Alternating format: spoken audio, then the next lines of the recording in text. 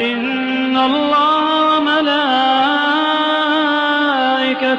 يصلون على النبي يا أيها الذين آمنوا صلوا عليه وسلموا تسليما.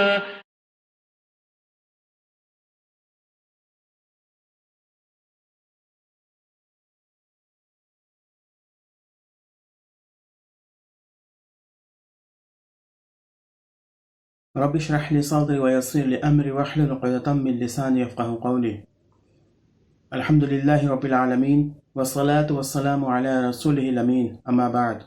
السلام علیکم ورحمۃ اللہ وبرکاتہ. میں محمد عامر دا صحابہ سیریز میں عمر رضی اللہ تعالی عنہ کی جیونی لے کر حاضر ہو چکا ہوں. آج انشاءاللہ ہم ان کے دور خلافت کا وہ حصہ پڑھیں گے جس میں آپ رضی اللہ تعالی عنہ نے جو بھی اسلام کے خلاف کام ہوئے اور جو بھی اسلام کے نام پر غلط کام ہوئے تھے اسے آپ نے سدھارا تھا اور لوگوں کو تنبیہ کی تھی کہ جو اصل اسلام ہے اسی کو مانا جائے اور اسی حساب سے عمل کیا جائے. تو آئیے شروع کرتے ہیں آج کا سبق. جب ایجپٹ فتح ہو گئے تو وہاں عمر رضی اللہ تعالیٰ عنہ نے عمرو بن العاص کو گورنر بنا کر کے بھیجا.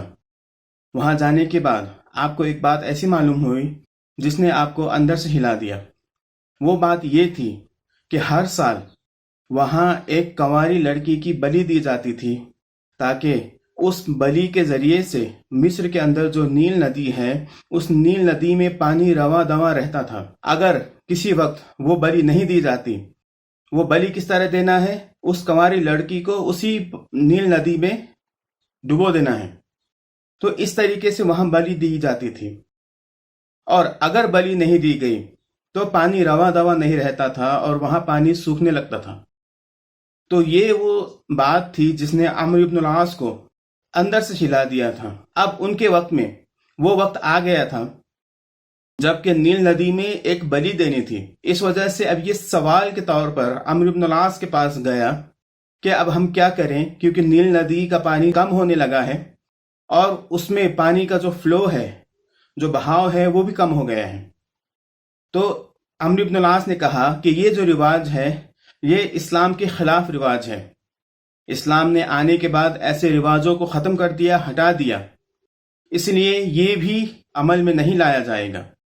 یہ کہنے کے بعد انہوں نے اس عمل کو روک دیا، مگر اس عمل کو روکنے کے بعد کچھ وقت تک آپ ٹھہرے رہے.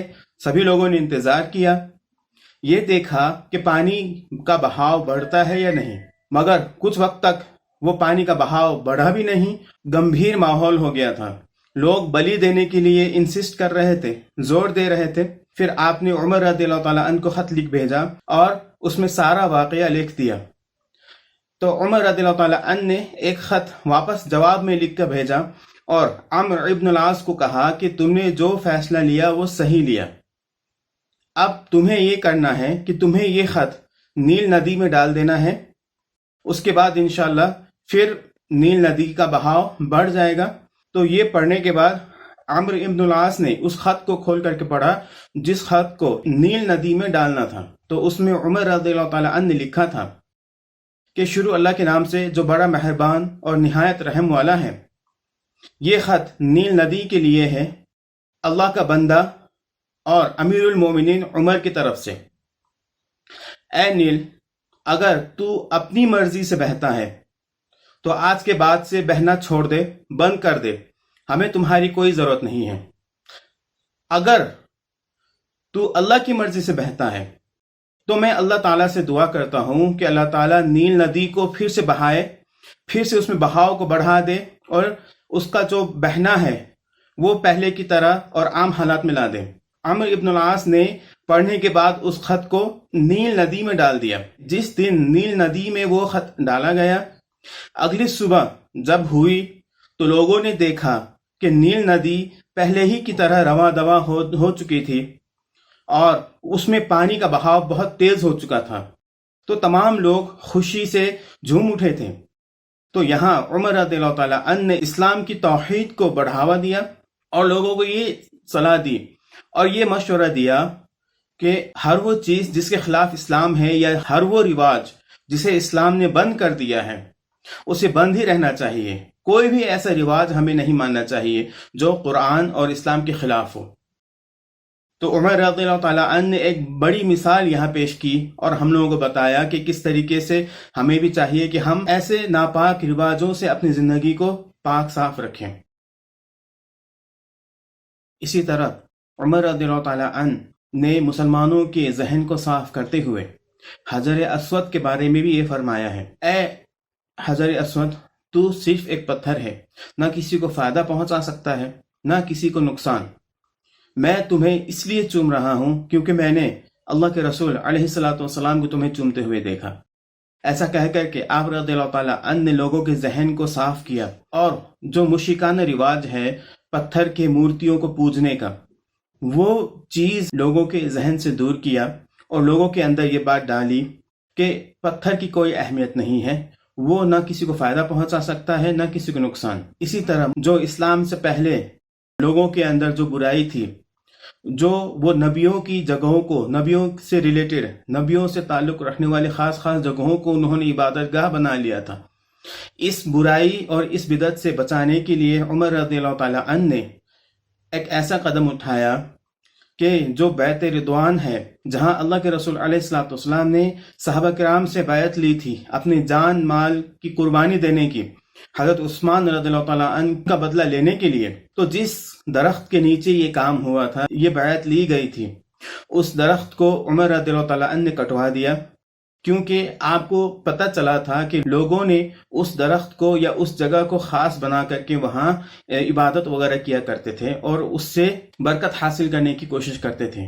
تو جو پچھلے لوگوں میں، پہلے کے لوگوں میں جو برائی تھی وہ یہاں نہ آ جائے، اسلام میں مسلمانوں کے اندر نہ آ جائے، اس لیے آپ نے وہ درخت ہی کٹوا دیا. ایک بار نبی دانیال علیہ السلام کا جو نعش تھا، ان کی جو باڈی تھی، ان کا جو جسم تھا وہ دکھ گیا، وہ باہر آ گیا. تو یہ سوال عمر رضی اللہ تعالیٰ عنہ سے پوچھا گیا کہ اب ہم کیا کریں؟ تو اس کے جواب میں عمر رضی اللہ تعالیٰ عنہ نے کہا کہ تم دن میں 13 قبریں کھودو اور 13 قبروں کو کھودنے کے بعد راتوں رات کسی ایک قبر میں ان کو دفنا دیا جائے اور باقی جو 12 قبریں ہیں ان کو بھی پر کر دیا جائے، بھر دیا جائے، تاکہ لوگوں کو اس بات کا علم بالکل بھی نہ ہو ان کا جو جسم مبارک ہے وہ کس قبر میں ہے. اس بات کا حکم عمر رضی اللہ تعالیٰ عنہ نے دیا تاکہ دانیال علیہ السلام کی جو قبر ہے وہ لوگوں کے لیے عبادت گاہ نہ بن جائے. اس سے بچانے کے لیے آپ نے ایسا مشورہ دیا. اسی طرح آپ نے سفر میں لوگوں کو دیکھا کہ وہ لوگ کوئی خاص جگہوں کو چن رہے ہیں اور ان جگہوں پر رک رک کر نمازیں پڑھ رہے ہیں، عبادتیں کر رہے ہیں. تو آپ نے معاملہ پوچھا کہ ایسا کیوں ہو رہا ہے؟ تو کہا گیا کہ وہ جگہیں ہیں جہاں اللہ کے رسول علیہ الصلوۃ والسلام نے نمازیں پڑھی ہیں. تو اس کے جواب میں عمر رضی اللہ تعالیٰ عنہ نے کہا، تم سے پہلے کے لوگوں کی تباہی اسی وجہ سے ہوئی تھی کہ ان لوگوں نے اپنے انبیاء کو جن جن جگہوں پر جاتے ہوئے دیکھا ان جگہوں کو اہمیت دیا اور اسے عبادت گاہ بنا لیا. اسی لیے انہوں نے یہ آدیش جاری کیا کہ جب تم سفر پر ہو اور نماز کے وقت میں ایسی جگہوں پر پہنچو تو وہاں نماز پڑھ لیا کرو، ورنہ اس جگہ سے گزر جایا کرو. مسلمانوں کے ذہنوں کو توحید سے بھرنے کے لیے اور شرک سے اور بدعات سے صاف رکھنے کے لیے ہی عمر رضی اللہ تعالیٰ عنہ نے خالد بن ولید کو معزول کیا تھا، اپنے پوسٹ سے گرا دیا تھا. یہ بات پچھلے ہفتے آ گئی تھی کہ آپ رضی اللہ تعالیٰ عنہ نے خالد بن ولید کو چیف آرمی جنرل کی پوسٹ سے نیچے کر دیا تھا، گرا دیا تھا، اور اس کی وجہ آپ نے یہ بتائی، میں نے یہ کام ان سے ناراض ہو کر یا ان کے خیانت کی وجہ سے نہیں کیا. اللہ نے لوگوں کو ان کے ذریعے سے آزمایا تھا، یعنی کہ لوگ ایسا کہنے لگے تھے کہ جتنی بھی کامیابی حاصل ہو رہی ہے، جہاں جہاں فتح حاصل ہو رہا ہے، جہاں جہاں مسلمان کامیاب ہو رہے ہیں، وہ خالد بن ولید کی وجہ سے ہے. تو لوگوں کی اس سوچ کو ختم کرنے کے لیے عمر رضی اللہ تعالیٰ عنہ نے ان کو اپنے پوسٹ سے معزول کر دیا، اور انہوں نے کہا کہ میں چاہتا ہوں کہ یہ جو بھی ہو رہا ہے سب اللہ کی وجہ سے ہو رہا ہے، یہ لوگوں کے دلوں میں بیٹھ جائے. اسی طرح آپ نے کچھ لوگوں کو جو یمن کے تھے مدد مانگتے ہوئے دیکھا. وہ لوگوں سے مدد مانگ رہے تھے، کچھ کھانے کے لیے، کچھ گھر چلانے کے لیے. تو عمر رضی اللہ تعالیٰ عنہ نے ان سے پوچھا کہ تم لوگ کون ہو؟ تو ان لوگوں نے جواب دیا کہ ہم لوگ متوکلون ہیں، ہم اللہ پر بھروسہ کرنے والے لوگ ہیں. تو عمر رضی اللہ تعالیٰ عنہ نے اس کا جواب دیتے ہوئے کہا بلکہ تم لوگ متکلون ہو، یعنی کہ ایسے لوگ ہو جو اپنی ضروریات کو پوری کرنے کے لیے لوگوں کے اوپر نربھر ہو، لوگوں کے اوپر آسرا کرتے ہو۔ اصل میں اللہ کے اوپر بھروسہ کرنے والے لوگ وہ ہیں جو بیج زمین میں بوئیں اور اس کے بعد اللہ کے اوپر بھروسہ کریں۔ تو اس طریقے سے عمر رضی اللہ تعالیٰ عنہ نے لوگوں کے ذہن کو صاف کیا۔ ایسے کئی سارے واقعات ہیں جو آپ کی دور خلافت میں گزرے ہیں، اور ان واقعات سے ہمیں یہ پتہ چلتا ہے کہ عمر رضی اللہ تعالیٰ عنہ نے جس اسلام کو سیکھا تھا، جس اسلام کی تعلیم نبی کریم صلی اللہ علیہ وسلم سے لی تھی، اسی اسلام کو فالو کیا کرتے تھے، اور لوگوں کو بھی کہا کرتے تھے کہ اس اسلام میں تھوڑا نہ بڑھانا اور نہ اس سے کچھ گھٹانا۔ تو یہ آپ کی تعلیم ہوا کرتی تھی، اور آپ سختی سے اس کو لوگوں کے اوپر لاگو کیا کرتے تھے۔ آپ کی نظر کے سامنے میں کبھی بھی آپ یہ دیکھنا پسند نہیں کرتے کہ لوگ اسلام کے نام پر من مانی حرکات کر رہے ہیں یا من مانی رسومات کو فالو کر رہے ہیں، رواج کو مان رہے ہیں۔ اسی لیے اللہ رب العزت نے آپ کے ذریعے سے اسلام کو پھر سے پاک صاف کیا، اس وقت کے مسلمانوں کو پھر سے پاک صاف کیا جن کے اندر ایسی چیزیں گھر کرنے لگی تھی جس کی وجہ سے بعد میں لوگ گمراہ ہو سکتے تھے۔ اللہ تعالیٰ سے دعا ہے کہ اللہ تعالیٰ ہمیں بھی ایسے رسومات سے اور ایسے رواج سے بچائے رکھے جس سے مسلمانوں کا اور خاص کر کے اسلام کا نقصان ہو۔ آمین۔ وآخر دعوانا ان الحمد للہ رب العالمین۔ السلام علیکم ورحمۃ اللہ وبرکاتہ۔